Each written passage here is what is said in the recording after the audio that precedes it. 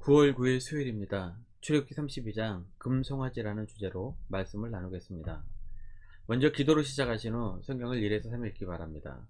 꾸준한 영성 훈련은 당신의 인생을 변화시킵니다.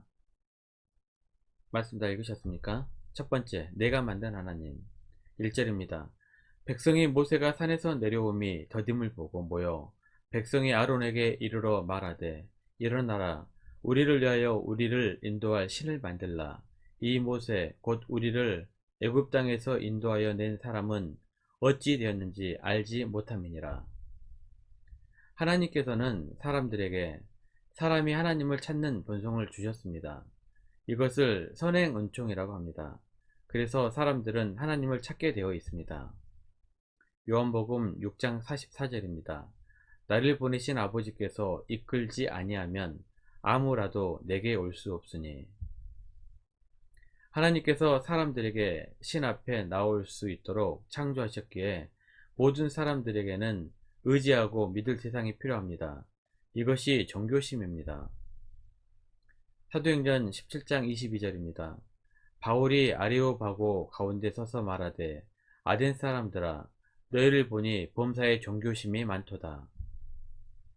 바울이 그리스 아테네 사람들을 만나 신을 찾고자 하는 열망이 있다고 말하고 있습니다.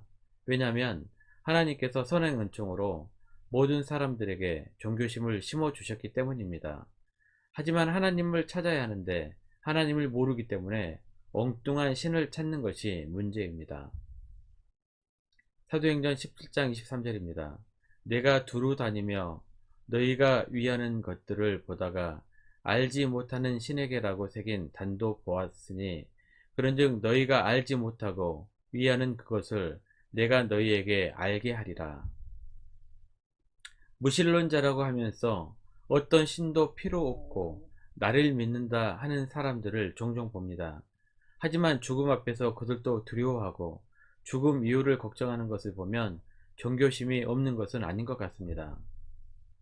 사람들은 눈에 보이는 분명한 것이 없으면 늘 걱정하고 두려워합니다. 이스라엘 백성들도 40일 전에 하나님의 임재를 경험했고 자기들에게 말씀하시는 십계명을 하나님의 음성으로 분명하게 들었습니다. 그런데 40일이 지나도록 모세도 보이지 않고 하나님의 음성도 들리지 않자 조급하고 불안해지기 시작합니다. 그래서 과거 애굽의 신을 찾기 시작합니다. 그들이 다시 찾은 신은 눈에 보이지 않는 하나님이 아니라 눈에 분명하게 보이는 애굽의 신들이었습니다. 이미 10가지 재앙을 통해 그 신들은 철저히 하나님 앞에 무너졌지만 그런 것은 다 잊어버립니다. 그리고 다시 과거로 돌아가 자신의 하나님을 만듭니다. 4절입니다. 아론이 그들의 손에서 금고리를 받아 부어서 조각칼로 새겨 송아지 형상을 만드니 그들이 말하되 이스라엘아 이는 너희를 애굽 땅에서 인도하여 낸 너희의 신이로다 하는지라. 자기들이 만들어낸 하나님은 고작 송아지 형상의 신이었습니다. 10가지 재앙에서 배웠던 이집트의 신 아피스였습니다. 사람들은 쉽게 과거의 죄의 습관으로 돌아가 버립니다. 좋은 습관은 만들기가 어렵고 더딥니다. 하지만 죄의 습관은 가만히 있어도 돌아가기 쉽습니다. 그래서 우리는 죄에 대해 민감하고 예민해야 합니다. 그리고 늘 깨어 있어야 합니다. 베드로전서 5장 8절입니다. 근신하라 깨어라 너희 대적 마귀가 우는 사자같이 두루 다니며 삼킬 자를 찾나니. 두 번째, 죄의 싹슨 사망. 10절입니다. 그런즉 내가 하는 대로 두라. 내가 그들에게 진노하여 그들을 진멸하고 너를 큰 나라가 되게 하리라.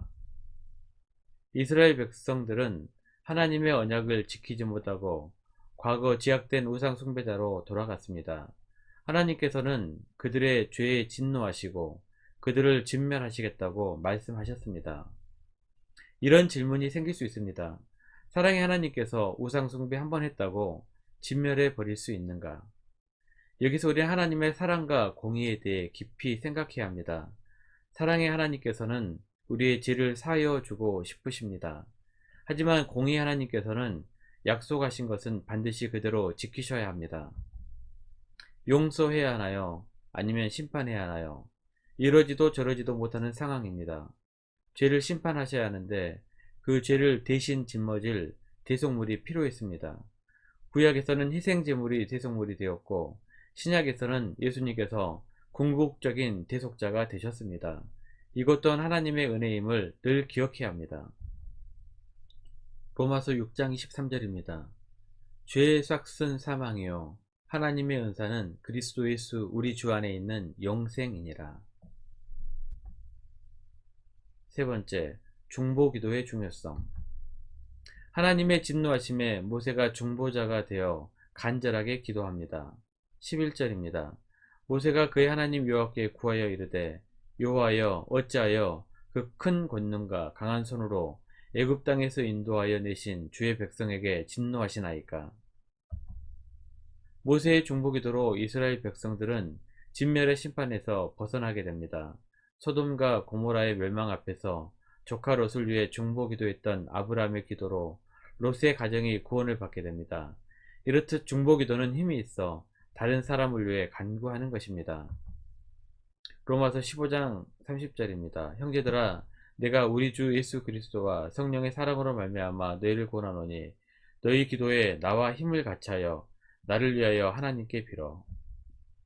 우리의 중보기도로 우리 가정이 예수 믿는 가정이 될 수 있고 하나님의 진노하심이 그칠 수 있습니다. 우리는 중보기도의 힘을 알고 하나님께 매달려야 합니다. 중보기도는 내 자신을 위한 기도가 아닙니다. 남을 위한 기도, 이웃을 위한 기도, 나라와 세계를 위한 기도입니다. 하지만 남을 위한 기도는 결국 내 자신에게도 유익이 돌아오게 됩니다. 디모데전서 2장 1절 2절입니다.